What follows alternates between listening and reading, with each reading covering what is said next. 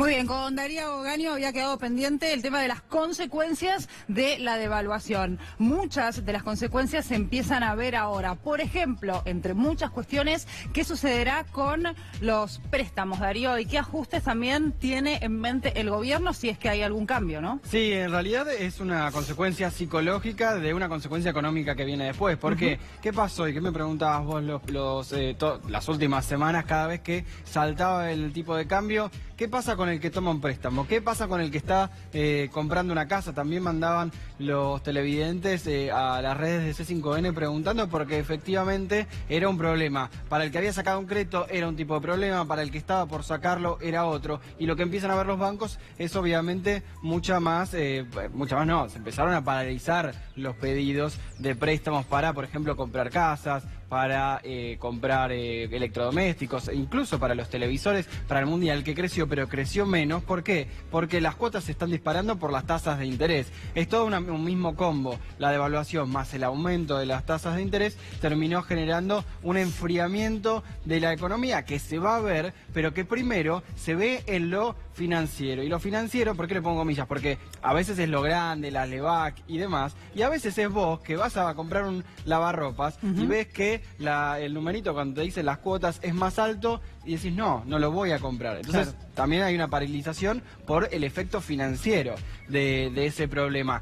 Ese es uno de los temas más fuertes que se está viendo por estos días, donde varios economistas están resaltando que le empieza a pegar de lleno a uno de los principales motores que mostraba el macrismo las cuotas sin interés prácticamente ya no existen, ¿no? Si lo encontrás, llamame rápido y voy corriendo porque está muy complicado ese tema, lo que había sido ahora 12, que estaba después ya con cuotas, con interés y todo lo otro, porque cada mes que pasa por esa cuota que uno no pagaría con interés, es un 3-4% que nadie lo quiere perder. Ni el comercio, ni el banco, y bueno, el consumidor no tiene. La hora 12, la hora 18, bueno, motorizó bastante la economía durante un tiempo, ¿no? En lo que respecta al consumo masivo y demás. Sí, pero había sido una negociación entre el Estado, los bancos y los comercios, que ahora se dejó de lado. Pero repasamos más, porque también empezó a afectar, por ejemplo, a quienes ponían plata en algunos activos que empezaron a ser menos rentables tal vez, como los fondos comunes de inversión,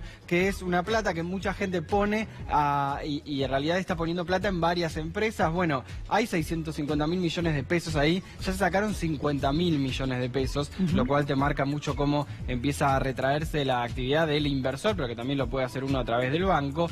Y después tiene que ver lo que va a empezar a pasar por devaluación, pero por suba de tarifas, paréntesis primero. La suba de tarifas esperada con la devaluación va a ser mayor.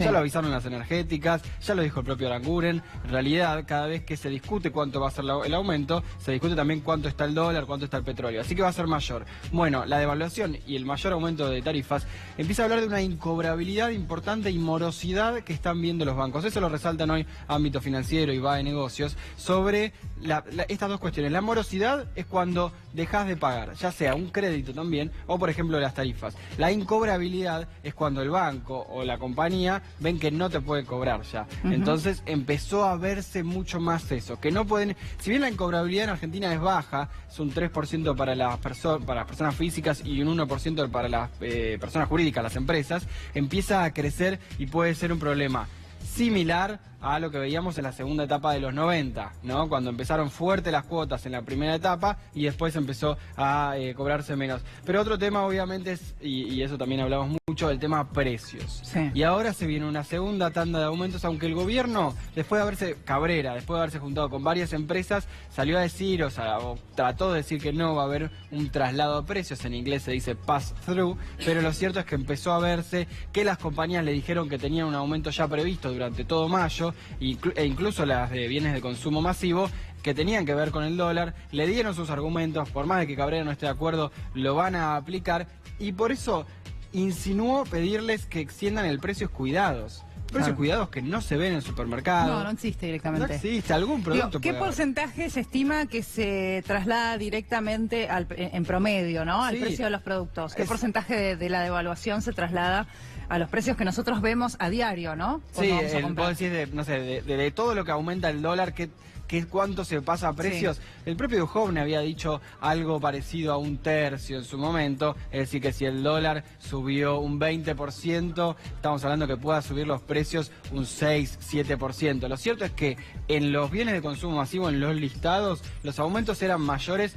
en lo más demandado. Por eso que se hablaba del pan, que creció un 30%, todo lo que tiene que ver con harinas, y se habla de aceite, porque son los dos más característicos de bienes de consumo masivo, de los que están en la mesa, de los alimentos. Por eso se habla tanto de eso. Pero el último dato, y que queda como ya el mal dato de la columna, es que empezó a subir el dólar mayorista recién. Sí. Unos 14 centavos, casi a 25 pesos, que es el que comercian bancos y empresas. Bueno, cada vez que subió el dólar mayorista, después subió el minorista. Hay que ver qué pasa hoy. Es en respuesta a lo que está pasando en Europa, pero es un mal signo. ¿A cuánto cerró ayer el minorista? 25.20. Estaba cerrando, por eso hay que ver, en el Banco Nación al menos, hay que ver qué pasa con el mayorista y si se sigue trasladando, y hay que ver si después el minorista lo sigue o si se plancha ahí, porque el gobierno o el Banco Central va a volver a ofrecer dólares para mantenerlo alrededor de 25 pesos. Gracias, Darío.